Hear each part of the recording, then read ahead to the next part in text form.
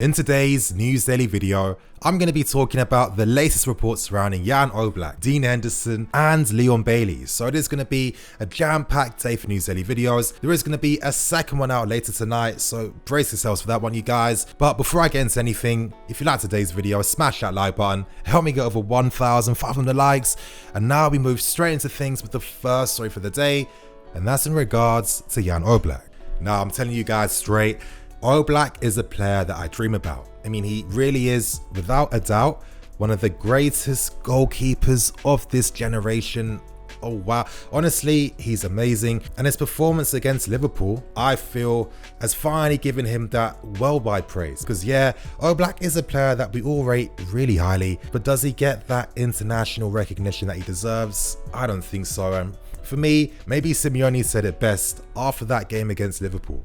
He said that what Messi is for Barcelona is exactly what Jan Oblak is for Atletico Madrid. And if Atleti did not have Oblak in goal, without a doubt, I mean, they're out. They're out of the competition. They're out in the first half. Oblak made countless world-class save after world-class save.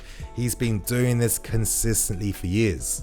And it's looking like that same dream I have is a dream the club have as well for the player. Now, to keep things very real with you guys, these reports from AS aren't really saying anything too new. The reality is, if you want to sign Oblak, you need to meet his release clause, which is around 100 million, and maybe that's more feasible and realistic than expecting us to sign Oblak by offering KEPA plus money on top to sign the player. I mean, I just don't see it working like that. Now, is there any possibility of signing Oblak? Who knows?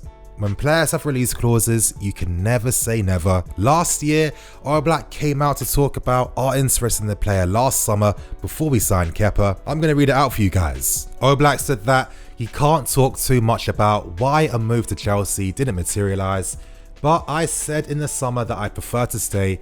I didn't speak with any clubs. My agent and the people at Atletico do those things. I decided to stay as I saw a good project here, and I believe the best way I can win titles is by staying. Now, the context is completely different now. When we were showing interest in Oblak before we signed KEPA, I mean, the position of the club wasn't looking too sexy. Let's keep it real. Now, with Lampard at the helms, with so much great talent, with money to blow, and potential European football on the horizon, we've really become a popular club for players. And I'm wondering, with our newfound popularity, with our newfound environment, and our ability to sell this project, could we actually persuade Oblak to sign for us and leave Atletico Madrid? Anyway, you guys, I'm going to continue on. OBLAK continues to state, in the future, everything is possible. In football, things change from one day to another, so it's impossible to say you're going to be somewhere for many years because you don't know. January is here, June is there, things can change so fast. The Premier League is interesting, it's attractive, and at some stage, I may want to be part of that competition. I see myself there, but I don't know when. Maybe next year, in 2 years, 5, or even 10. Now, that is all OBLAK has said about potentially ever leaving Atletico Madrid.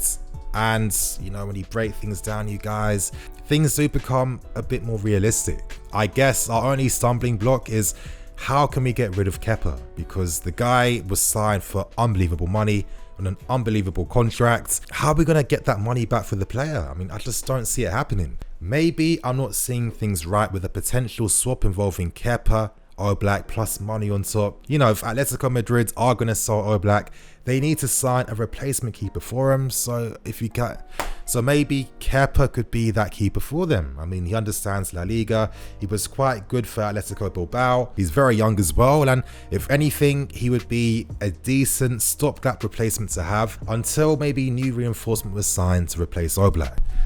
My only hunch is that if Atletico Madrid continue to not win anything, could that finally persuade OBLAK to leave?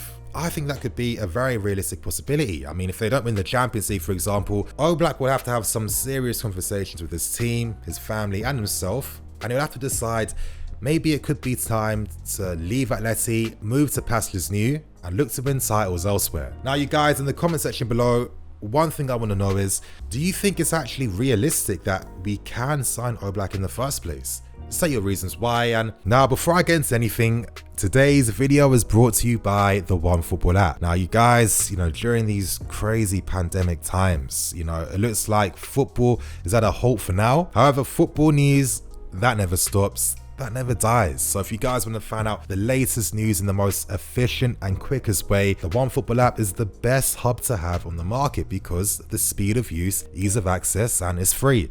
So if you guys want to try it out for yourselves, you'll find a link below in the description. And on that point, we're moving to the second story for the day, and that's in regards to Leon Bailey. Now, reports are stating that we sent scouts to watch Leverkusen's game versus Rangers, a game where Leon Bailey actually scored. Reports say that us and other clubs are looking at making an 85 million bid for Leon Bailey. The money sounds pretty crazy. I mean, I think all of us are immediately thinking about him and Zaha comparisons because Zaha was valued around a similar amount of money, and that unfortunately meant that Zaha got priced out. The Express state that us, Liverpool, United and Arsenal are all clubs monitoring the player right now. Leon Bailey this season has scored 5 times and recorded 1 assist, and one thing that I want to say just to really set my argument up is how we look at the player and how we look at the story. Because one reality is, you guys, with Willian and Pedro looking very likely to be leaving at the end of the season, well, we're going to be in the market to sign one more attacking player. What we don't know is, are we going to be signing a key player to act as a first team player, giving him key player status? I'm not too sure. Or is the best move to look for a winger that can play a rotational role, that can play as backup, and most importantly, can accept playing under those circumstances?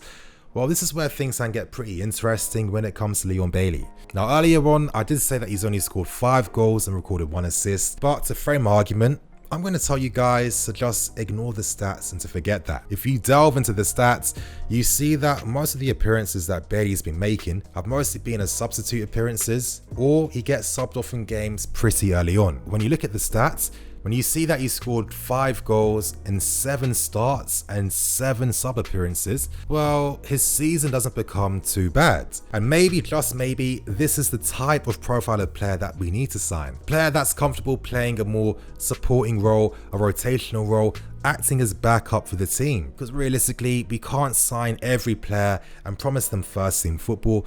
It's just not going to work like that. So for the sake of team balance, maybe looking at rotational wingers is the way to go. And then Leon Bailey, he could be one of the best ones to sign in the market because he's very multifaceted. For Leverkusen recently, he's played exclusively down the left-hand side, which is a bit interesting because it means that Leverkusen use him more as a winger. However, what you need to do to get the best out of Leon Bailey is to play him down the right-hand side where he can cut into his left foot, where his left foot is his strongest foot, by the way.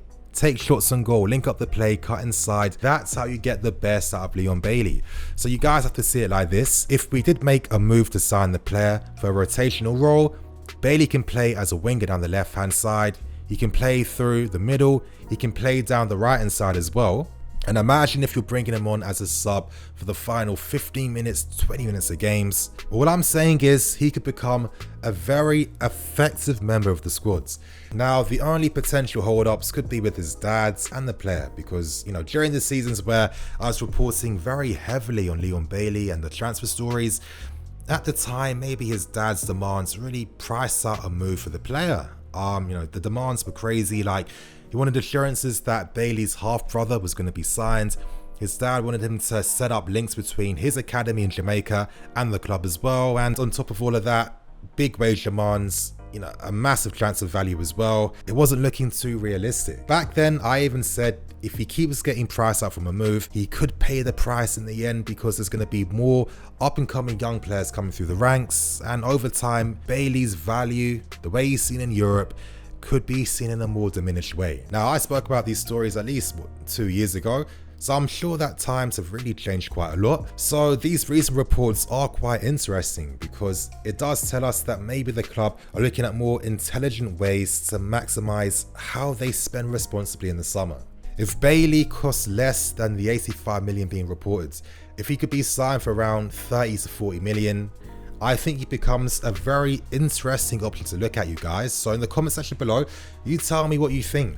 Do you think Leon Bailey would be good if he was signed for us for the summer. Now, to end with the final story for the day, I'm going to be talking about the latest reports surrounding Dean Henderson from Sheffield United. Now, earlier today, reports came out that Man United are looking to offer the goalkeeper a new contract, taking his deal to 100k per week. Now, the funny thing is, he's signed about this is the fourth time that United are offering the player a contract, a massive contract at that. However, he's never actually played a single game for Man United. It's quite obvious what position Man United are in. You know, they understand the value of the player. They know that if he was to sign for any rivals in this league, he is going to improve teams. However, with David De Gea at the club already, a player on a massive contract that's a well-respected figure as well, it's hard for him to just lose his place to give game time to Henderson. United's plan ideally is to offer the player a new contract and leave him on loan at Sheffield United for at least one more season. So in that sense, that's benefiting United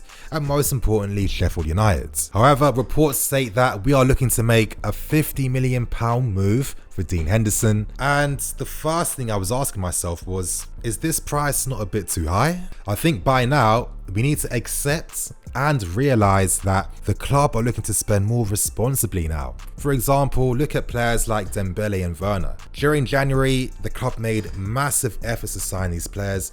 We couldn't get them, but since then it's looking like people's opinions are starting to change. People are starting to think, okay, we have a certain budget to spend in the summer. We need this position filled, that position filled, etc, etc.